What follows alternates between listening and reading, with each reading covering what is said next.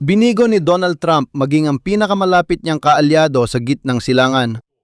Inanunsyo ng Saudi Arabia ang pagbuo ng alyansa ng pandagat na depensa. Isa itong koalisyong militar ng 14 na bansa para protektahan ng paglalayag sa Red Sea laban sa mga pag-atake ng mga Houthi mula Yemen na sinusuportahan ng Iran. Ang mga Saudi na mismo ang humahawak sa seguridad sa reyon.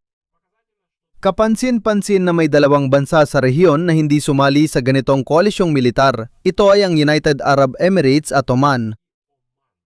Hindi pa rin opisyal na kinukumpirma ng Estados Unidos ng Amerika ang kanilang paglahok. Lalo pang nakakaintriga, bumubuo ang Saudi Arabia ng sariling alyansang militar nang hindi alintana ang Washington. Kasabay nito, may naganap na kawili-wiling pangyayari sa Pulang Dagat. Ang isang tanker na may dalang langis mula sa Russia ay lumiko sa kipot ng Bab el-Mandeb at dumaan sa paligid ng Afrika. Kahit na sa unang tingin, tuwirang kaalyado ng Iran ang Russia, kaya dapat pinayagan ng mga Houthi na makadaan sila. Pero hindi ito nangyari. Samantalang ang mga Chino ay pinapayagan nilang makadaan. Alamin natin kung bakit ganito. Sa episode na ito, tatalakayin natin kung ano ang nasa likod ng militar na koalisyon ng Saudi Arabia na binubuo ng 14 na bansa at kung paano ito konektado sa kabuuang sitwasyon at sa blokadang pandagat sa gitnang silangan. Ako si Alexei Pechi. Alamin natin ang mga kaganapan sa gitnang silangan. Pero bago magsimula, paki-subscribe sa channel na ito. Malapit na tayong umabot ng 300,000 subscribers. Kaya magpapasalamat ako sa bawat pag-subscribe ninyo.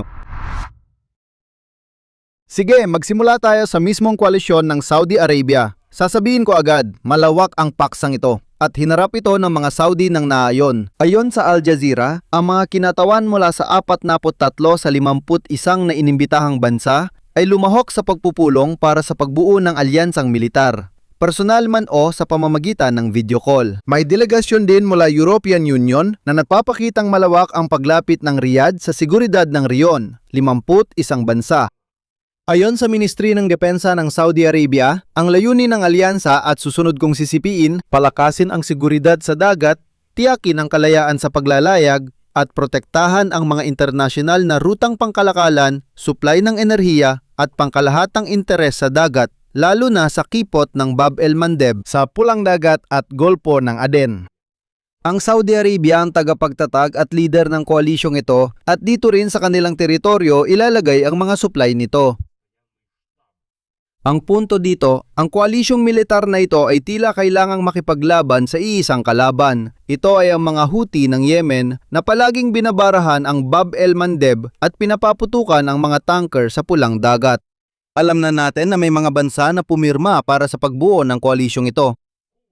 Kuwait, Bahrain, Qatar, Pakistan, Turkey, Ehipto, Jordan, Yemen, Bangladesh, Nigeria, Sudan, Djibouti, Somalia at Comoros Islands. Para hindi kayo mabahala, pumirma ang Yemen dahil kung sisilipin pa natin ang mas malalim, maintindihan natin na ang Houthi sa Yemen ay kontrolado lang ang bahagi ng bansa. May opisyal din na kinikilalang gobyerno ng internasyonal na komunidad, ngunit hindi ito namumuno mula sa Sanaa kundi sa ibang lungsod. Ibig sabihin, nahati talaga ang Yemen sa dalawang bahagi.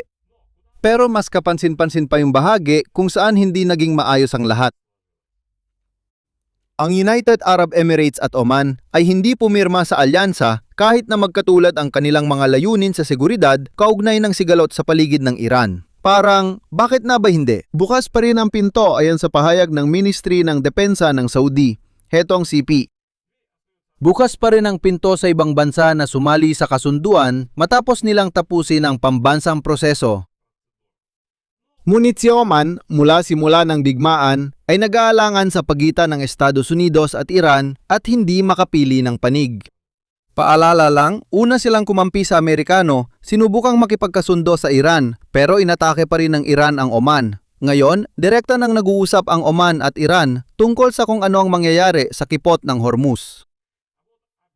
Ang United Arab Emirates ay may sariling patakaran sa langis at, gaya ng alam ninyo, umalis sila sa OPEC at OPEC+. Kasama ang Saudi Arabia. Sa Estados Unidos, pangunahing kaalyado ng Riyadh, hindi pa kinumpirma ng Washington ang pagsali sa alyansa kahit inaasahang gagawin nila ito. Bakit nga ba nagkaroon ng pangangailangan na bumuo ng ganitong koalisyon? Ang dahilan ay ang blokadang pandagat ng Saudi Arabia na ipinatupad ng mga Houthi ng Yemen noong Hulyo 20, na nagdulot ng pagkaantala sa supply ng langis na inilipat sa dagat na pula matapos isara ang kipot ng Hormuz. Bukod pa rito, iniulat na balak din ng mga Houthi ng Yemen na magpatupad ng bayad para sa pagdaan ng mga barko sa Bab el-Mandeb Strait. Ibig sabihin ay uulitin nila ang parehong modelo ng kontrol na ginagamit ng Iran sa alyansa. Kagiliw-giliw, sa parehong araw na inanunsyo ng Saudi Arabia ang pagbuo ng koalisyon. Tinawag ng tagapagsalita ng Ministry ng Ugnayang Palabas ng China na mali at lubos na walang basihan ang mga ulat ng Reuters na di umano'y balak ng Beijing na magpadala ng hanggang 4 na raang mga portable na sistemang misil laban sa eroplano sa Iran. Bagaman ilang araw na nanahimik ang China, kahit matapos magkomento si Donald Trump na nagsabing tiyak na magiging sorpresa ito para sa akin kung mangyari ito. Dahil naniwala ako kay Xi Jinping na hindi niya kailanman gagawin yon, ipinangako niya sa akin, sabi niya na hindi niya kailanman tutulungan ang Iran ng mag-isa. May lumilitaw na koalisyong militar at tila naintindihan na ng Beijing kung saan umiihip ang hangin, paya't sinabi nilang kasinungalingan lang ito. Sa parehong oras, sinabi ng kinatawan ng punong ministro ng Iraq sa mga medyang pag-aari ng Estado na walang ebidensya na ginamit ang teritoryo ng Iraq para sa pag-atake sa Saudi Arabia. Kahit ng mismong Saudi Ministry of Defense ay nagsabi na ang mga drone attack sa mahalagang infrastruktura at sa Riyadh noong 1 linggo ay galing mismo sa Iraq. Kung susuriin ang sitwasyon, may mahalagang paparating sa gitnang silangan na maaaring magbago ng kalagayan. Bakit? Kamakailan lang, may kakaibang nangyari sa paligid ng Red Sea. Bumubuo ang Saudi Arabia ng sarili nilang koalisyon. Malinaw na lahat sila ay lalaban kontra sa mga Houthi. Ganito na lang, ang ibig sabihin ng lalaban ay tututol o pipigilan nila ang mga kilos ng mga ito. At sa parehong oras, isang tanker na may bandila ng Panama na klase Suezmax na nagdadala ng naphtha mula Russia hindi nakatawid sa Bab el-Mandeb Strait at binago ang ruta nito paikot sa Afrika. Ang tanker na si Icon na pinuno sa Russian port ng Ust-Luga noong Hulyo 1 ay bumiyahe patungong Asya dalang hindi bababa sa 100,000 tonelada ng naphtha. Matapos ideklara ng mga Houthi ang naval blockade sa Saudi Arabia, malaki ang nabawas sa paggalaw ng mga barko sa Bab el-Mandeb Strait pero malayang pinapalusot ng mga Houthi ang mga barkong Chino o may kargang produktong galing China.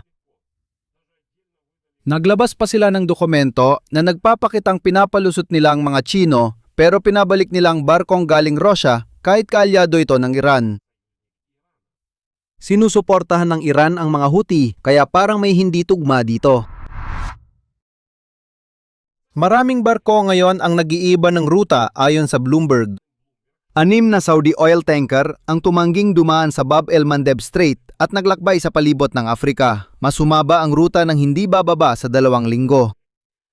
Ang mismong Saudi Arabia ay sabay na nag-redirect ng bahagi ng langis na nakalaan para sa Asya mula sa Red Sea port ng Yanbu papunta sa Sidi Kerir ng Ehipto sa baybayin ng Mediterranean.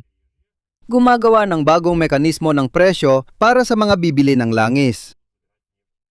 Anong ibig sabihin nito para sa mga pangunahing panig?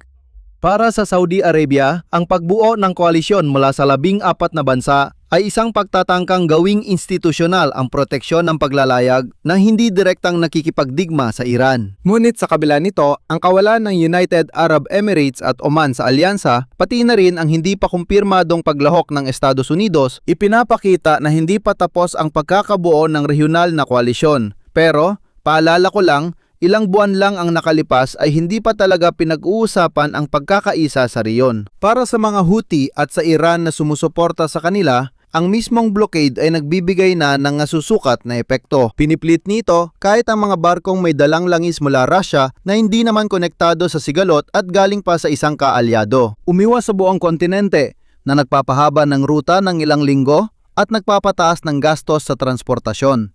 Para ito sa lahat ng kalahok sa kalakalang pandagat, hindi lang sa direktang kalaban ng Tehran.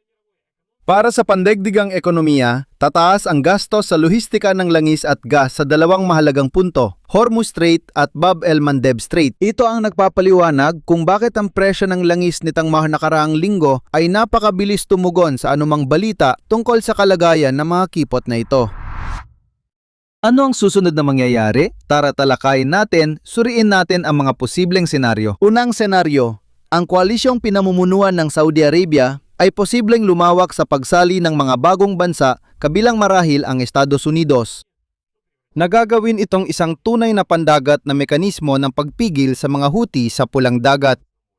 Layunin lang buduin ang mga puwersa at ipakitang kung kikilos kayo, kikilos din laban sa inyo, kasama ang hindi bababa sa 14 na bansa. Ikalawang senaryo, walang partisipasyon ng United Arab Emirates, Oman at sa hindi tiyak na posisyon ng Washington, maaaring manatili ang alyansang ito bilang deklarasyon imbes na maging totoong puwersang militar na kayang talagang pigilan ang mga pag-atake ng Houthi. Ikatlong senaryo, ang pag-ikot ng mas maraming barko sa palibot ng Afrika, kabilang maging ang kargamento mula Russia, ay magpapataas pa sa gastos ng pandaigdigang transportasyong pandagat ng langis. Anuman ang maging resulta ng negosasyon ukol sa Iran, ano ang kinalabasan? Bumuo ang Saudi Arabia ng koalisyon ng 14 na bansa para protektahan ang paglalayag sa Red Sea laban sa mga Houthi. Ngunit wala ang Emirates, Oman at wala pang kumpirmadong partisipasyon mula sa US. Kasabay nito, gumagana na ang blokadang pandagat. Napipilitan ang mga tanker na umiwas sa buong kontinente ng Afrika na nagpapahaba ng kanilang biyahe ng 2 linggo o higit pa.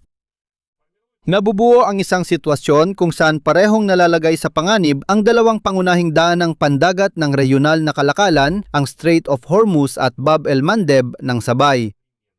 Tunay itong bangumot para sa pandaigdigang kalakalan ng langis at gas. Sa kabilang banda, napipilitan ang mga bansa sa reyon na magsimulang kumilos. Unang hakbang, nilika ng Saudi Arabia ang koalisyon. Malamang nakalaunan, mapipilitan ang reyon dutasin ang problema sa Iran ng tuluyan. Dito ko tatapusin. Ibahagi ang opinyon at konklusyon sa comments sa episode na ito. Mag-subscribe, pindutin ang kampanilya at mag-like. Iyon lang po. Ingatan ninyo ang inyong sarili. Paalam sa lahat.